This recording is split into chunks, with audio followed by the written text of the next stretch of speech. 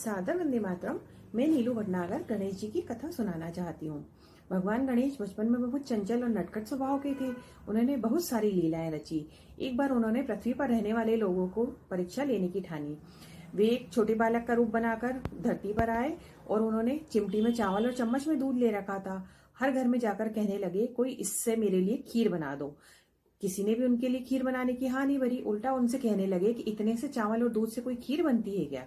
तब गणेश जी अंत में एक बुढ़िया माई के पास गए, जहां बहुत सारे बच्चे खेल रहे थे और वो बुढ़िया माई बैठी बैठी उन बच्चों का खेल देख रही थी। उन्होंने बुढ़िया माई से कहा, माता जी क्या आप मेरे लिए सब चावल और दूध से खीर बना देंगे। तो बुढ़िया माई ने उनसे मजाक करते हुए कहा कि बेटा बना तो दूंगी, पर तो क्या मुझे भी खिलाएगा। गणेश जी ने कहा, हाँ आपको तो जरूर खिलाऊंगा और इन सब बच्चों को भी खिलाऊंगा। बुढ़िया ने सोचा कि ये मजाक कर रहा होगा, पर चलो इसके कहने से एक बार बना देती हूँ। घर के अंदर गई और एक छोटी सी भगोनी लेकर आई। तो गणेश जी बोले, माई इस छोटी सी भगोनी से क्या होगा, जो सबसे बड़ा भगोना है वो लेकर आओ। तो बुढ़िया ने सोचा चलो ये भी करके देख लेती हूँ। बुढ़िया सबसे बड़ा भगोना लेके आई और उसमें चावल और दूध डलवा दिए और चूल्हे पर चढ़ा दिया। अब वो हिलाती गई और खीर बढ़ती गई। और जब खीर बनने लगी तो फिर बाहर उफनने लगी, भगोने में जगह न बची।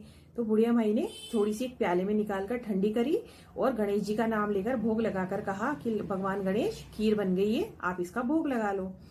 तो थोड़ी देर बाद जब अच्छी ठंडी हो गई तो बुढ़िया ने वो खीर खाई और चक्कर देखी तो कहा, अरे ये तो बहुत स्वादिष्ट बनी है। उन्होंने सोचा अब मुझे उस बच्चे को बुलाकर खीर खिला देनी चाहिए। तो उन्होंने आवाज लगाई कि बेटा आजा, तेरी खीर बन गई है, खा ले। तब बालक बने गणेश जी ने कहा कि माई मेरा तो पेट भर गया। तो उन्होंने कहा कैसा भर गया, अभी तो मैंने खीर खिलाई नहीं। तो उन्होंने कहा, माई जो आपने दरवाजे के पीछे खीर ठंडी होकर कहा कि बेटा भोग लगा ले गणेश जी, तो मैंने तो उसी टाइम खा ली थी। तब बुढ़िया माई को समझ आया कि अरे ये तो भगवान गणेश ही आए हैं अपनी परीक्षा लेने के लिए।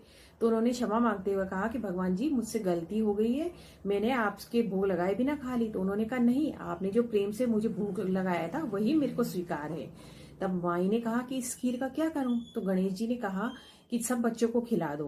बुढ़िया माई ने वैसे ही किया, सब बच्चों को खिला दी, फिर भी खीर खत्म ना हुई। फिर उन्होंने पूछा कि अब इसका क्या करूं। तब गणेश जी ने कहा कि सारे गांव वालों को बुलाकर खीर खिला दो। अंत में बुढ़िया माई ने सब गांव वालों को बुलाकर खीर खिलाई। जैसे भगवान जी बुढ़िया माई पर टूटे वैसे ही सब पर टूटना। श्री गणेशाय नमः।